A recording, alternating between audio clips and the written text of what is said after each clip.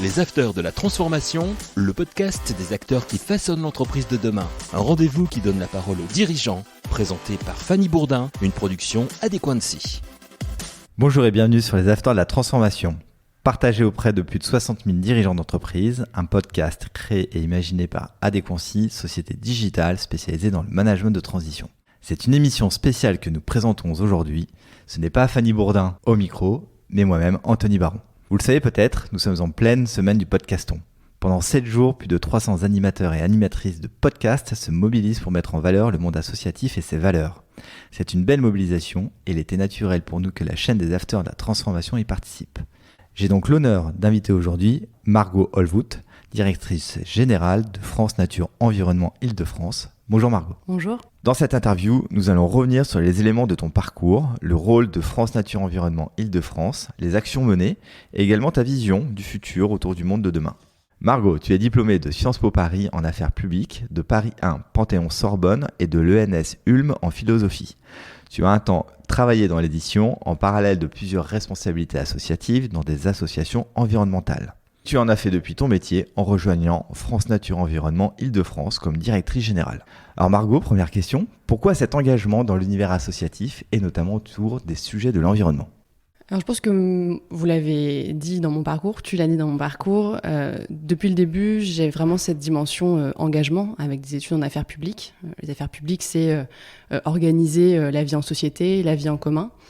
Et donc le monde associatif, dès le début, était pour moi un moyen de rentrer directement dans le vif du sujet en parallèle de mes études, d'abord. Par ailleurs, le monde associatif, c'est aussi un endroit où on peut expérimenter beaucoup de choses, aussi bien dans les modes d'organisation que dans les actions menées. Et c'est ça qui m'a plu dès le début dans les activités associatives. Et c'est pour ça que j'ai expérimenté un certain nombre d'associations, notamment des associations en philosophie, comme l'association Opium Philosophie, qui est une très belle association qui permet de faire sortir la philosophie des murs de l'université, mais aussi effectivement beaucoup d'associations environnementales dans, j'ai envie de dire, leurs différentes modalités d'action, parfois un peu d'action de terrain, avec Extinction Rebellion par exemple, mais aussi parfois versées du côté du monde de l'entreprise avec le NOISE, le Nouvel Observatoire de l'innovation sociale environnementale, et puis d'autres engagements encore auprès du Shift Project par exemple, où je suis restée plusieurs années comme chargée de plaidoyer bénévole. Donc c'était vraiment une envie très personnelle finalement que de te tourner vers ce monde associatif et l'univers de l'environnement. Oui, effectivement, s'engager en association, c'est un choix personnel, ça demande beaucoup d'engagement pour le coup. C'est souvent des activités qu'on a le soir, le week-end, en parallèle d'une vie professionnelle ou d'une vie universitaire, une vie en tout cas d'éducation. Donc oui, c'est un engagement fort qui demande effectivement du temps et de la passion, de l'engagement et de l'énergie. Alors France Nature Environnement est la Fédération française des associations de protection de la nature et de l'environnement. La fédération est le porte-parole d'un mouvement de plus de 9000 associations regroupées au sein de 48 organisations adhérentes, présentes sur tout le territoire français et en métropole ainsi qu'en outre-mer.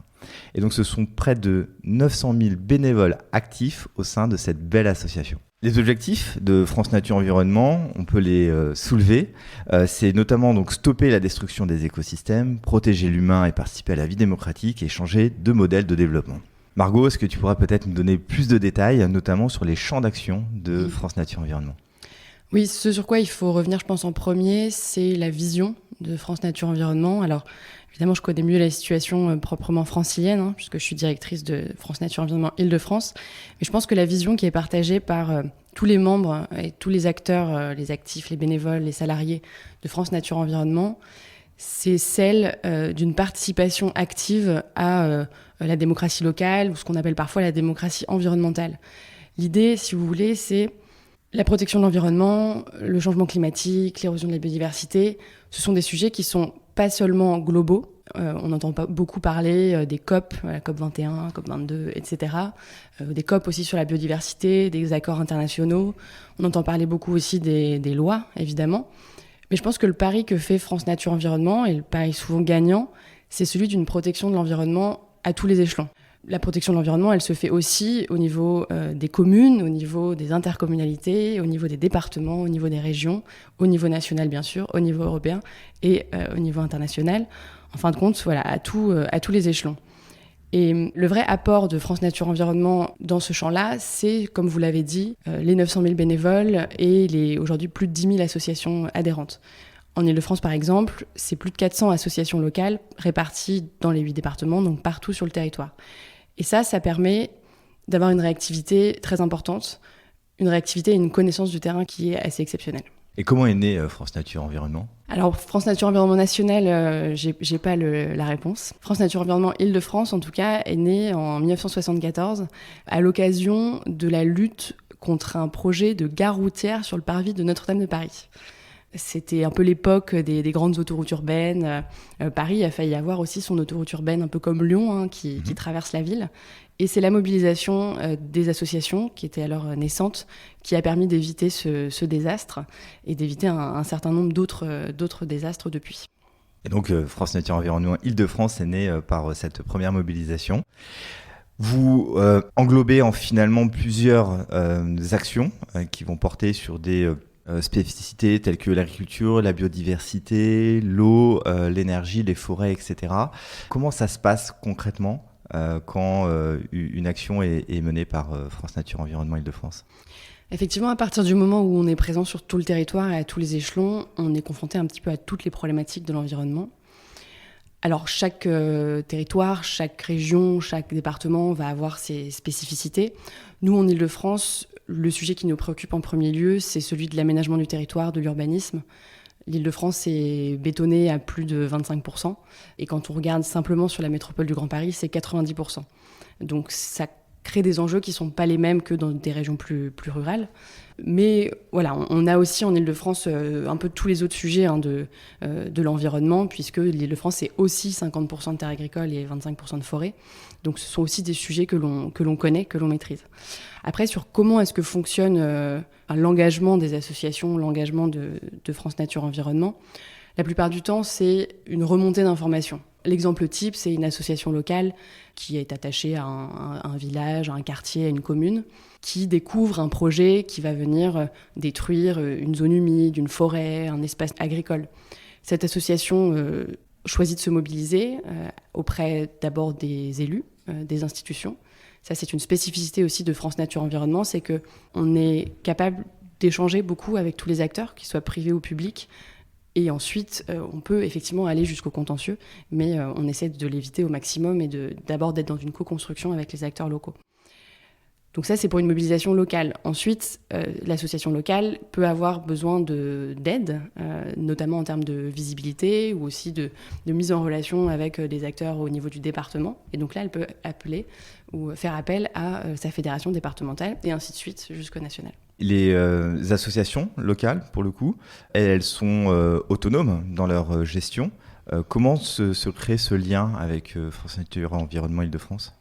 Ce qui est très important de comprendre, c'est que le mouvement France Nature Environnement est un mouvement remontant. C'est-à-dire que tout part en fait, des associations locales qui se créent de leur propre chef, qui s'organisent comme elles le souhaitent et qui ensuite font le choix ou non, il y a beaucoup d'associations qui ne sont pas adhérentes, font le choix d'adhérer à leur fédération départementale. Ou quand ce sont des associations départementales, d'adhérer à la fédération régionale, etc. Donc en fait, elles ne portent pas le nom de France Nature Environnement. Elles portent le nom de l'association locale. En termes de communication, je pense que c'est assez important de le souligner. Et derrière, donc, elles s'appuient sur les forces vives, finalement, de FNE Île-de-France. Oui, alors effectivement, en termes de nom, de marque, si on peut dire, chaque association est libre de son nom. Elle pourrait s'appeler France Nature Environnement Vernouillet, par exemple, dans les Yvelines, si elle le souhaitait. La plupart des fédérations départementales portent le nom France Nature Environnement, mais pas toutes. Et donc c'est vrai que ça peut poser des questions de lisibilité. Mais je pense que ça insiste quand même beaucoup sur effectivement l'autonomie de toutes ces associations les unes par rapport aux autres. C'est jamais le national ou le régional ou le départemental qui va imposer aux associations adhérentes quoi que ce soit. Et vous êtes combien aujourd'hui au sein de France Nature Environnement Île-de-France ? France Nature Environnement Île-de-France, aujourd'hui, c'est près de 400 associations locales, comme je le disais, un peu plus de 30 000 adhérents. Alors, plus ou moins, ça varie selon les années. Et puis, voilà, il y a des bénévoles qui gravitent aussi autour, qui ne sont pas forcément membres des associations. Et au niveau de l'équipe, on a, au niveau, je veux dire, de France Nature Environnement Île-de-France en tant qu'association, on a une grosse soixantaine de bénévoles actifs qui font environ 15 équivalents temps plein. C'est un travail qui est très, très prenant.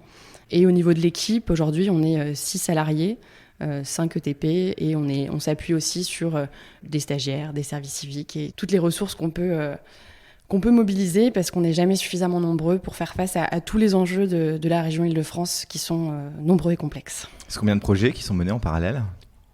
Bon, question difficile, on a beaucoup de types de projets différents. Je pense qu'on peut dire déjà qu'au niveau des mobilisations locales qu'on suit de près ou de loin, on peut apporter un concours à différents niveaux. Je pense qu'on a près de 80 luttes locales qui émergent par an et qu'on essaye d'appuyer, encore une fois, parfois jusqu'aux actions en justice, parfois uniquement en relayant des actions de communication. Donc ça fait déjà, c'est pas des projets, mais presque, à suivre. Et ensuite, au niveau de la fédération régionale, on a, je dirais, 4 projets majeurs qui concernent toute l'Île-de-France et la plupart de nos adhérents. Le premier, c'est la publication de notre magazine, le magazine Liaison, qui est distribué à toutes les associations locales et à tous les élus de la région, et qui permet de faire entendre la voix des associations, et ça c'est essentiel.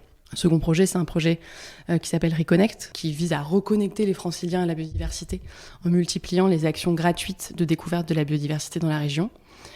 Un projet très important aussi et qui montre bien, je pense, ce que je disais tout à l'heure sur la vision de FNE qui consiste à protéger l'environnement partout autour de nous, c'est le projet Sentinelle de la Nature, qui est développé en Île-de-France, mais aussi dans toutes les régions. C'est un projet national. Et Sentinelle de la Nature, c'est un site internet et une application qui permet à tous les citoyens de signaler aussi bien des dégradations de l'environnement, donc un abattage d'arbres, la dégradation d'une zone humide ou une pollution de l'eau, ou une pollution lumineuse, enfin voilà, le champ est vaste, et aussi signaler des initiatives favorables quand il y en a. Et là, pour le coup, c'est très déclaratif. Alors, et c'est ça très permet déclaratif. En fait à chaque citoyen de se rendre aussi acteur. Finalement. Tout à fait. Et au-delà de la déclaration, l'application, le site internet, permet d'informer les citoyens sur les démarches qu'ils peuvent entreprendre. L'idée est que nous, avec nos petites forces que je vous ai décrites tout à l'heure, les 6 salariés, on n'est pas en mesure d'aller répondre et résoudre l'ensemble des signalements qui nous sont faits comme des justiciers plénipotents. Donc, l'objectif du site, c'est d'apporter un accompagnement aux citoyens pour qu'ils puissent eux-mêmes apprendre à résoudre ces difficultés. On leur envoie, par exemple, des courriers types à envoyer à leur mairie dans le cas de déchets sauvages, de dépôts de déchets sauvages ou d'abattage d'arbres. On les guide dans leur démarche. Et ça permet de multiplier la résolution des dégradations de l'environnement. Et la 4e action ? Et le 4e projet, effectivement, c'est le projet Cartovégétation. Alors là, on rentre un petit peu dans le dur, dans le technique. Cartovégétation est un projet de cartographie de la végétation à l'échelle de l'arbre, donc à 20 cm près, sur l'ensemble de la région Île-de-France. Et en fait, l'intérêt de cette cartographie, c'est la protection en amont des espèces de nature. Parce qu'il est évidemment important de renaturer là où c'est possible, mais le plus important, c'est avant tout de préserver les espaces de nature existants partout, mais en particulier là où ils sont très rares, comme je le disais, dans la métropole du Grand Paris, qui est urbanisée à 90%.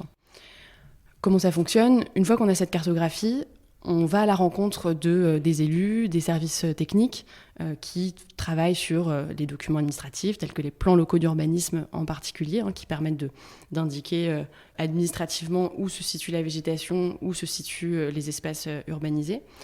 Et en fait, de leur proposer de sanctuariser cette végétation qui est précisément marquée sur nos cartes. Parce qu'à l'heure actuelle, c'est un peu technique, mais à l'heure actuelle, les plans locaux d'urbanisme, ils sont faits à partir de cartes qui sont à grosse maille, où cette végétation fine n'apparaît pas, et donc il est très facile de la faire disparaître à partir du moment où elle n'a pas d'existence administrative. Les actions menées et aujourd'hui les sensibilisations que vous portez au travers de ces 4 projets, elles visent à sensibiliser plutôt le grand public ou également les entreprises et les salariés ?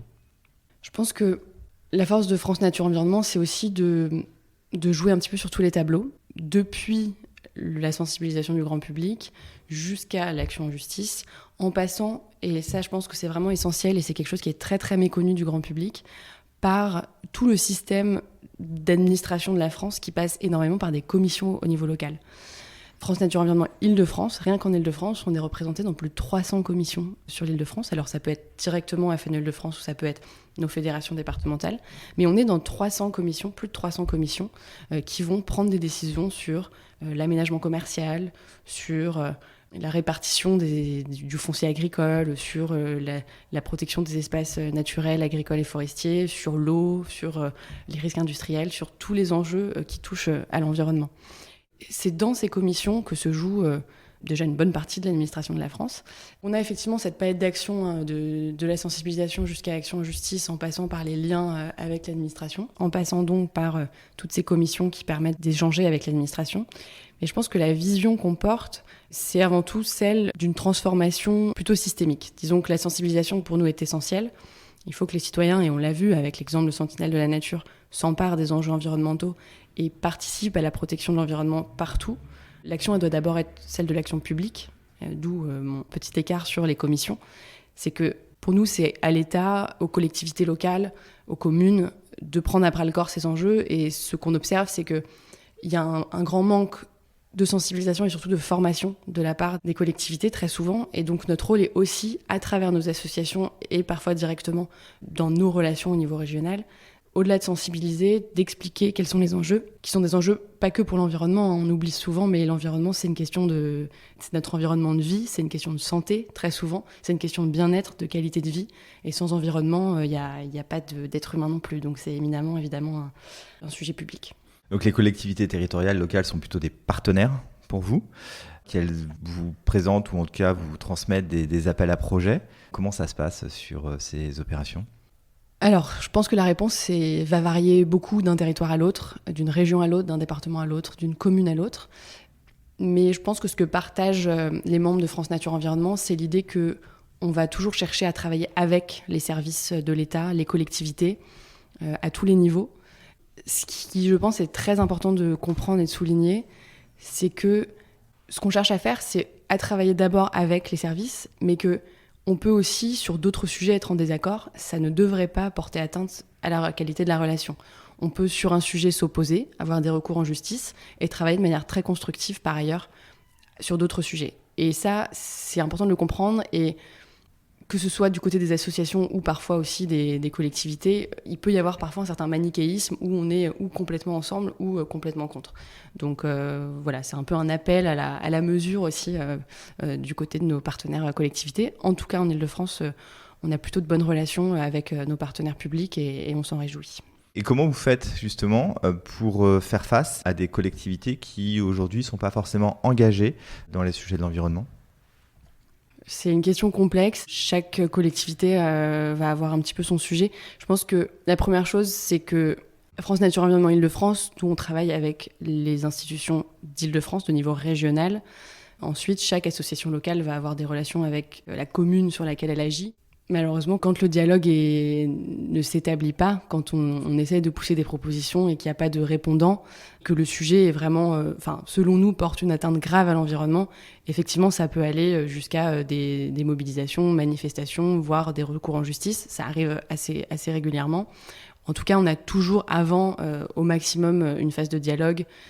Et voilà, malheureusement, parfois, le dialogue ne s'établit pas et donc si les sujets sont vraiment majeurs, on peut aller jusqu'au recours en justice. Quelle a été l'action phare de France Nature Environnement Île-de-France ces dernières années ? En Île-de-France, comme ailleurs dans les autres départements et les autres régions, on peut se féliciter d'un certain nombre de victoires au niveau local, départemental, régional. Peut-être une action emblématique de ces dernières années, après je reviendrai sur des actions plus récentes, c'est l'abandon en 2019 d'un projet qui devait urbaniser un grand espace agricole dans le nord de l'Île-de-France, c'est le Triangle de Gonesse, dans le Val d'Oise, qui devait accueillir est un bien joli mot, qui devait être détruit par la construction d'un méga centre à la fois commercial, à la fois centre d'attraction. On a tous entendu parler. Voilà, vous avez entendu parler sans doute de Europa City, ouais, qui était porté à la fois par Auchan et par un groupe chinois, qui devait avoir même une piste de ski artificielle. Et la mobilisation a été très forte, elle a été portée par le collectif pour le Triangle de Gonesse, appuyée par des associations riveraines, par France Nature Environnement Île-de-France aussi, France Nature Environnement National également. Et en 2019, il a été annoncé l'abandon de ce projet, donc on s'en félicite. Maintenant, la lutte n'est jamais terminée, puisque d'autres projets immobiliers viennent menacer le Triangle de Gonesse, et donc les associations continuent de se battre. Et il faut vraiment apporter son concours à cette lutte autant que faire se peut. Il y a notamment une pétition qui circule en ce moment pour demander le classement de ces terres au patrimoine mondial de l'UNESCO, puisque ce sont des terres qui sont extrêmement fertiles. Le bassin parisien est très très fertile pour l'agriculture, et malheureusement il est, comme on le sait, et comme je l'ai déjà dit, très menacé, très urbanisé. Maintenant, si je peux revenir sur des actions peut-être plus récentes, il est intéressant de savoir aussi que si on prend uniquement les actions juridiques, on est autour de 70% de victoires juridiques sur le réseau AFNE Île-de-France, ce qui est loin d'être négligeable. Ça va dépendre des années, ça va dépendre des dossiers, mais voilà, c'est un chiffre intéressant.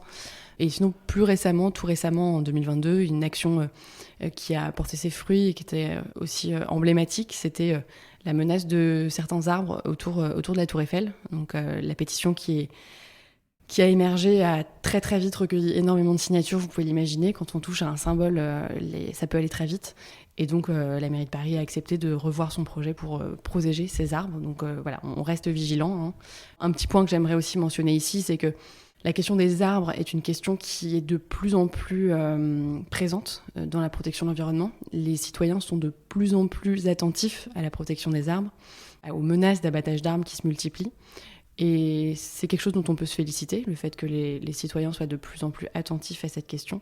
Et on espère que les collectivités, les pouvoirs publics, les élus changeront leur vision sur les arbres qui ne sont pas que du mobilier urbain, qui ne sont pas du tout du mobilier urbain, qui font partie des écosystèmes, que ce soit l'arbre ou le système racinaire, qui sont tout autant importants pour maintenir la vie de cet arbre. On pourrait imaginer de légiférer sur le sujet, par exemple, de dire, voilà, en fonction de la densité en fait, dans les milieux urbains de population ou d'habitation, d'obliger en fait, d'avoir des espaces en fait, végétalisés. Je vais plus loin de ça, on voit effectivement des actions de plus en plus fortes dans la revégétalisation des milieux urbains, qui a l'air d'être plutôt bien accueilli, mais imaginez de légiférer sur le sujet. Penses-tu que ce serait une bonne action ? Si je prends au niveau un peu macro la question du droit de l'environnement, il est intéressant de noter que globalement, le droit de l'environnement est un droit qui est assez complet. Il y a des améliorations qui peuvent être faites effectivement sur ce sujet de la protection des arbres par exemple. Mais je pense que c'est important de souligner que le droit de l'environnement tel qu'il est un bon droit, mais qui n'est pas appliqué. Sur cette question des arbres aussi, il y a des dispositions. Au-delà du niveau législatif également, par exemple, l'Organisation mondiale de la santé, l'OMS, recommande 10 mètres carrés minimum d'espace vert par habitant. Dans une zone comme celle de la métropole du Grand Paris, on en est très loin. À Paris, on en est très loin. On est autour de 3 mètres carrés par habitant, très loin des 10. Donc ça, ce sont des objectifs. Ensuite, sur l'idée de légiférer précisément sur la question de la densité d'arbres en fonction de la densité de bâti, il existe déjà un certain nombre de dispositions et ça se joue notamment au niveau de ces fameux plans locaux d'urbanisme dont on parlait tout à l'heure. Paris est en train de réviser son plan local d'urbanisme qu'elle a souhaité appeler bioclimatique et la fédération départementale, la FNE Paris, est très vigilante justement à ce que cette annonce de PLU bioclimatique se retrouve justement dans ce genre de dispositions et je crois que le travail pour le coup est assez constructif entre FNE Paris aujourd'hui et la mairie de Paris, ce qui n'a pas toujours été le cas. Donc on s'en félicite. Au niveau de l'Île-de-France, nous, ce qu'on porte, au-delà d'un nombre d'arbres par rapport à la densité de bâti, une mesure qu'on porte beaucoup, c'est celle, alors vous avez peut-être entendu parler du zéro artificialisation net, qui est, pour les auditeurs qui ne le sauraient pas, le fait de contrebalancer ce qu'on appelle l'artificialisation, disons la bétonisation d'espaces naturels, par une renaturation d'un espace qui est actuellement artificiel, donc urbanisé. Alors déjà, au niveau des associations de protection de l'environnement, on est assez sceptique sur le ZAN, donc le zéro artificialisation net, en tant que tel, puisque jamais une renaturation ne pourra égaler la fonctionnalité d'un écosystème naturel. Donc ça, c'est une première chose. Mais surtout en Île-de-France, nous, la mesure qu'on porte, c'est le zéro artificialisation brute, notamment sur la métropole du Grand Paris. Quand on a déjà 90% d'urbanisation, on pense qu'on peut s'arrêter là et que la renaturation est la priorité sans avoir besoin, pour ce faire, d'aller artificialiser ailleurs. Et ça, c'est une mesure forte et essentielle qu'il s'agirait de mettre en place dès maintenant dans la région, au minimum dans la métropole du Grand Paris et au-delà. On le voit, face aux aléas climatiques, les populations prennent de plus en plus conscience en fait, de l'importance de préserver l'environnement. On imagine qu'en termes de ressources, en tout cas de nombre de bénévoles en fait, qui pourraient se porter candidats chez France Nature Environnement Île-de-France est en forte augmentation. Comment est-ce que vous accueillez ça aujourd'hui ? Alors d'abord, en termes de besoins, effectivement, ils sont immenses, aussi bien en termes de bénévoles que de travail salarié, que de ressources financières, évidemment, puisque je disais environ 80 nouvelles luttes locales qui émergent chaque année. Alors oui, il y a tous les bénévoles qui sont dans les associations locales, C'est loin de suffire. Un bénévole actif, c'est quelqu'un qui a un travail, qui a une famille, évidemment, qui a des activités personnelles. Oui, il fait ça sur son temps personnel. Il fait ça sur son temps personnel. Et voilà, c'est loin de suffire. C'est loin de suffire. On aurait besoin d'un tissu associatif avec davantage de ressources, plus fort, plus de salariés qui ont un temps dédié à y travailler. Les bénévoles font déjà un travail qui est absolument exceptionnel, qui aurait besoin de renforts financiers en termes de ressources humaines également. Effectivement, on a de plus en plus de personnes qui se manifestent auprès de nous pour faire du bénévolat et c'est un enjeu majeur pour nous cette année de réussir à les accueillir mieux puisque c'est quelque chose de nouveau. On a toujours eu quelques personnes qui se manifestaient, mais là, rien qu'au niveau de l'Île-de-France, on a en moyenne 50 personnes par mois. C'est énorme, 50 personnes par mois qui arrivent s'approchent de FNE ouais. Île-de-France. On ne connaît pas les chiffres sur les associations locales, mais qui frappent à la porte de FNE Île-de-France. Donc c'est énorme et c'est assez nouveau. Donc on est en train de mettre en place un certain nombre de missions, de processus pour accueillir mieux ces bénévoles. Parce qu'aujourd'hui, je suis bénévole, je souhaite m'engager, en tout cas, dans des actions de bénévolat auprès de FNE Île-de-France. Comment je m'inscris ? Ce qu'on est en train de mettre en place, ce qu'on a mis en place depuis très peu de temps, c'est la distinction entre deux types de missions. Les missions qui peuvent être faites par n'importe qui, quel que soit le temps que vous avez à y allouer, quelles que soient vos compétences, quelles que soient vos connaissances. Donc ça, c'est notamment des missions qui ont trait à la plateforme que je mentionnais tout à l'heure, Sentinelle de la Nature. Il va s'agir d'aller vérifier sur le terrain l'évolution des dégradations, de nous faire remonter l'information et de poursuivre le travail pour résorber ces dégradations. Donc ça, c'est un type de mission un peu standard, disons, à la portée de tous. D'autres associations locales proposent également des missions standards. On a une association notamment dans les Hauts-de-Seine qui, toutes les semaines, va lutter contre les lauriers envahissants en forêt. Comme je le mentionnais tout à l'heure, le réseau France Nature Environnement est davantage un réseau axé sur l'expertise, sur le travail avec les pouvoirs publics. Et donc, on crée des missions un peu standards, mais ce n'est pas notre cœur de métier. Et donc, on a un autre type de mission, des missions davantage d'expertise. Et là, ce qu'on est en train de demander à toutes nos associations locales, et ce qu'on fait nous-mêmes au niveau Île-de-France, c'est de recenser précisément quels sont les besoins, aussi bien en termes d'actions à mener que de profils pour y répondre. Et on est en train de mettre sur pied une bourse du bénévolat en Île-de-France, dans le réseau FNE, qui va permettre de faire se rencontrer des besoins précis avec des personnes précises qui ont les bonnes compétences. Il y a des recrutements en cours aujourd'hui pour des personnes qui sont en recherche d'emploi au sein de FNE Île-de-France ou également dans les associations adhérentes ? Comme je le disais, le réseau en Île-de-France est très basé sur le bénévolat, très appuyé sur le bénévolat. À FNE Île-de-France, on réussit petit à petit à augmenter nos moyens et on espère effectivement recruter une personne en communication d'ici l'été. On espère pouvoir faire ça et on l'espère ensuite effectivement ouvrir d'autres postes, que ce soit en chargé de projet ou même sur les enjeux juridiques. Malheureusement, pour l'instant, voilà, je pense qu'on va être capable d'ouvrir un poste d'ici l'été. On croise les doigts, peut-être qu'on aura un don merveilleux qui nous tombera d'ici la fin de l'année et embaucher davantage. Comment est financé France Nature Environnement Île-de-France aujourd'hui ? On est financé en partie par des subventions publiques, en partie par des mécénats ou partenariats entreprises. C'est à peu près 50-50, ça dépend des années. Que ce soit d'un côté ou de l'autre, dans tous les cas, la difficulté qu'on rencontre, c'est que c'est beaucoup l'addition de petits montants. Donc ça demande un temps de travail qui est considérable, d'aller chaque année démarcher, maintenir la relation, renégocier. Voilà. Donc que ce soit au niveau public ou au niveau privé, c'est l'addition de beaucoup de petites subventions et ça c'est une difficulté. Ce qu'on aimerait nous, c'est davantage développer le mécénat, davantage que les partenariats entreprises qui sont très intéressants puisque ça nous permet d'établir un dialogue avec un certain nombre d'entreprises franciliennes et c'est intéressant, mais c'est vrai que on ferait davantage un appel au mécénat, c'est-à-dire aux dons qui nous laissent les mains libres aussi pour mener nos actions qui ne sont pas toujours évidentes à faire financer. En tout cas, la protection de l'environnement en Île-de-France a besoin de ça, d'avoir les mains libres. Et le budget aujourd'hui de l'organisation, c'est quoi ? En Île-de-France, on se dirige vers un budget à 400 000 euros annuel qui grossit petit à petit. Tant mieux ? Oui. Plutôt positif.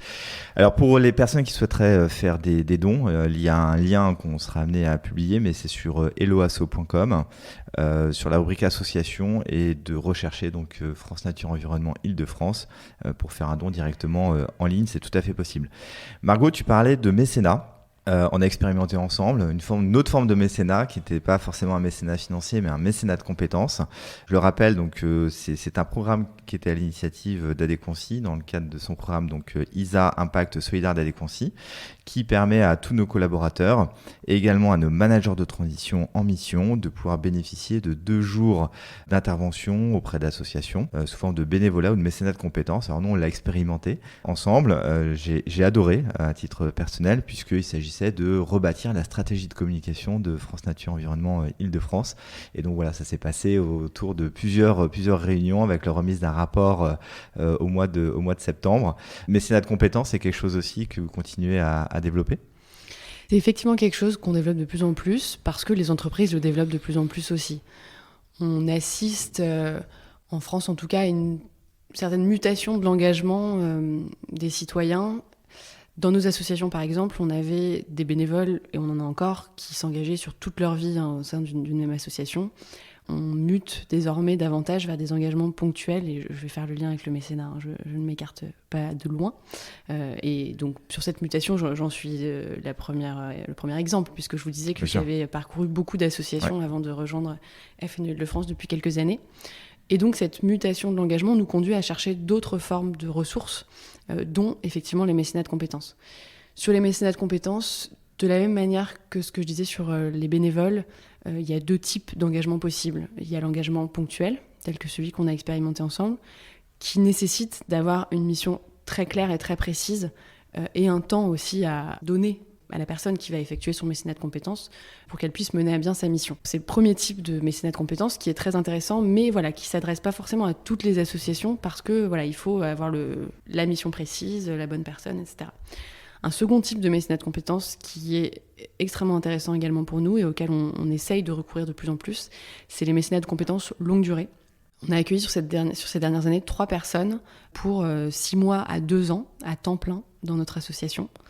Donc le salaire est toujours pris en charge par l'entreprise et la personne est à disposition de l'association. Oui, parce qu'en fait, il faut rappeler que le mécénat de compétences permet à l'entreprise, en tout cas, qui va déléguer ses salariés sur des missions associatives, de bénéficier en fait d'un crédit d'impôt finalement sur le sujet.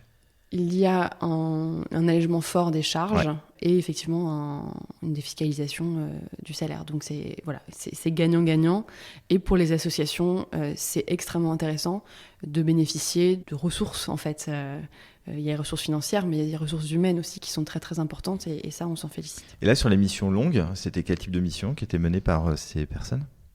Alors, on a eu une première mission informatique communication, disons, autour de la réalisation de notre site internet il y a 3 ans. C'était un mécénat de 2 ans. Et donc, la personne a pu ensuite aider aussi plusieurs de nos associations locales à réaliser leur site internet. Donc là, c'était vraiment un effet gagnant pour le réseau.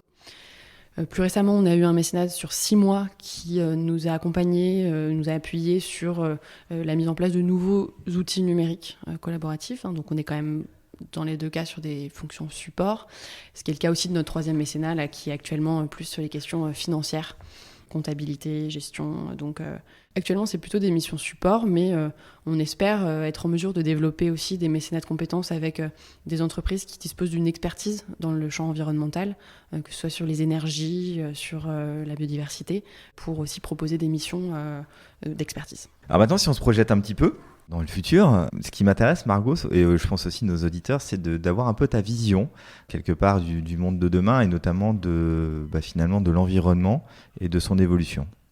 J'aimerais porter un message positif sur le sujet. Voilà, il ne faut pas se voiler la face, hein. On est dans une évolution qui est mauvaise, qui est très négative, que ce soit sur le climat ou sur l'effondrement de la biodiversité, hein. On a vu dans la presse encore il y a 2 semaines de mémoire une alerte très forte des scientifiques sur l'effondrement drastique des insectes, moins 80% sur les dernières années. La disparition des insectes, c'est aussi la disparition des oiseaux, puisque c'est leur nourriture principale, et c'est aussi une atteinte très forte à la pollinisation. Donc le tableau sur ce plan-là n'est pas très reluisant, et sur celui du climat, on peut se réjouir de certaines avancées, mais globalement, Ça ne va pas assez vite du tout et malheureusement on observe aussi beaucoup de greenwashing, que ce soit de la part des entreprises ou des politiques aussi, et donc on est très vigilant là-dessus. Je pense que si on veut vraiment renverser la situation, ça passe vraiment par un changement. Alors je le disais tout à l'heure, le droit de l'environnement il est pas mauvais, il est plutôt bon même.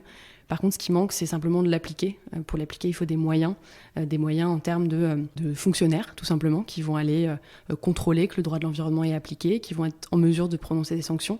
Et ça, on en manque cruellement à tous les échelons. Très souvent, quand on fait des alertes au service de l'État sur des dégradations environnementales manifestement illégales, on nous répond régulièrement oui, mais on n'a pas le temps d'aller vérifier, donc c'est assez catastrophique. Donc voilà, on peut sans doute encore renverser la situation, mais il faut agir maintenant et avec des moyens, et je pense que tout le secteur de l'environnement le répète depuis de très longues années, les scientifiques également, et on espère un jour être entendu et le plus vite possible. Ce que tu évoques, en fait, c'est une différence finalement entre le rôle régalien des États et finalement l'action qui viendrait sans doute d'une initiative plutôt citoyenne. Est-ce que tu crois à ce mouvement-là ? C'est pas le message que je souhaitais porter. Ce que je souhaitais indiquer, c'est que quand je dis que le droit de l'environnement n'est pas appliqué, c'est pas que les citoyens ne l'appliquent pas, c'est que les pouvoirs publics ne prennent pas la responsabilité de le faire appliquer. Je pense que c'est deux choses qui sont très différentes. Quand on parle de droit de l'environnement, on parle beaucoup d'urbanisme aussi. Le droit de l'environnement pénètre aussi beaucoup le droit de l'urbanisme. C'est beaucoup les entreprises aussi. Donc je ne parle pas tellement des citoyens. Bien sûr que plus les citoyens seront conscients et plus ils changeront aussi leurs pratiques individuelles, mieux ce sera. Mais à mon avis, à mon idée, c'est pas comme ça que ça fonctionne. Il a été montré à plusieurs reprises par des études scientifiques que les déterminants du changement, de l'action, ne se situent pas dans la connaissance qu'ont les individus de la situation. C'est pas je sais qu'il faut prendre le train plutôt que l'avion, donc je prends le train plutôt que l'avion. Le déterminant de l'action, il se situe bien plus bas sur le choix qui est offert aux personnes. Là, dans mon exemple, le prix des billets de train vs le prix des billets d'avion. Et quand on a des publicités qui vantent à longueur de métro, quand on est à Paris ou d'arrêt de bus ailleurs, des vols pas chers pour le bout de l'Europe. Voilà, je pense que on ne peut pas mettre sur le dos des citoyens tout le changement, alors que manifestement, les entreprises, souvent les collectivités et également l'État ne prennent pas leur part. On imagine effectivement que la transformation, en tout cas sur les façons de penser et d'agir, va prendre du temps. C'est aussi dans les écoles que beaucoup de choses se passent. Quelles sont les actions, ou en tout cas les réalisations de la FNE Île-de-France avec le milieu éducatif ? Pour nous, la question de la sensibilisation, elle est très très importante. Les citoyens de demain, il faut effectivement les informer et les former, notamment à la connaissance de la biodiversité qui manque beaucoup. Souvent, les enfants sont capables de citer les girafes, les antilopes et beaucoup moins les espèces qui sont, alors au-delà des animaux de la ferme, mais les espèces locales. Donc il y a effectivement un enjeu là-dessus. Après, je pense que la vision de France Nature Environnement, c'est davantage une transformation de l'action publique, de l'action publique locale, départementale, régionale et nationale, davantage que celle de la transformation de l'action individuelle. Alors demain, Margot, présidente de la République, quelle serait ta première mesure en faveur du climat et de l'environnement ? Mais tout simplement d'augmenter les moyens, comme je le disais, des administrations chargées de faire appliquer le droit de l'environnement. Ça a l'air très rébarbatif, très peu sexy comme mesure, mais c'est vraiment là que ça se joue. Augmenter les moyens de l'Office français de la biodiversité, par exemple, qui a une police de l'environnement, qui doit faire appliquer le droit de l'environnement sur un certain nombre de sujets. Augmenter les moyens des directions régionales aussi du ministère de l'Environnement, les DREAL ou la DRIAT en Île-de-France. Je pense que c'est ça la mesure qui serait la plus importante, et renforcer aussi les moyens dans les tribunaux administratifs. Alors il y a de plus en plus de juges qui sont formés au droit de l'environnement. Il faudrait aller encore plus loin là-dessus et avoir des magistrats spécialisés sur le sujet davantage. Merci Margot pour ta réponse et en tout cas cette franchise. Tes passions, Margot, aujourd'hui, en dehors de tes actions engagées au sein de France Nature Environnement Île-de-France, quelles sont-elles ? Comme vous le rappeliez dans l'énoncé de mon parcours tout à l'heure, j'ai un parcours associatif environnemental, un parcours d'affaires publiques, mais aussi un parcours en philosophie. Et pour moi, il est essentiel de maintenir cette pratique qui permet de prendre un petit peu de hauteur et de comprendre aussi à quel niveau est-ce qu'il faut qu'on transforme notre rapport au monde, notre rapport aux autres aussi, parce que la philosophie, en tout cas la philosophie politique, c'est aussi cette question de l'organisation du collectif. C'est essentiel aussi pour transformer notre rapport au monde, de transformer notre rapport entre nous et renforcer un petit peu notre démocratie. Et tu pourrais nous partager justement certaines de tes dernières lectures ? J'ai été très sensible à plusieurs ouvrages de la philosophe allemande Hannah Arendt, qui parle énormément de démocratie, on y revient. Elle a une vision très très forte de ce que c'est que la démocratie, de l'engagement citoyen, de la participation, de l'action que doivent avoir les citoyens dans la démocratie pour que celle-ci soit vivante. Et je pense que c'est un message très important, notamment aujourd'hui, avec une mobilisation qui est peu écoutée, pas écoutée par nos gouvernements et qui contribue à rendre malade notre démocratie. Margot, est-ce que tu auras un conseil pour les dirigeants qui nous écoutent pour gérer notamment leur transition écologique et prendre conscience de l'impact environnemental ? Pas un conseil, mais une pensée qui me vient à cette question.